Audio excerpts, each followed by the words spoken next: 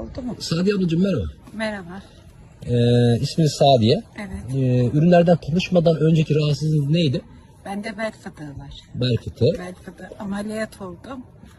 Yine çıktı. Ağrı şu kalçama vuruyordu benim.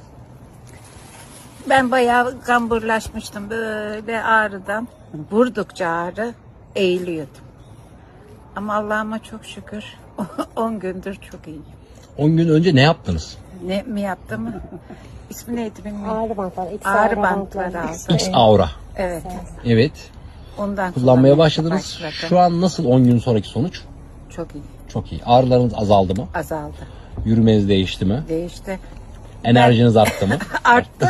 Ben buradan 30 adım atamıyordum. Taksi çağırıyordum Keşap'a giderken.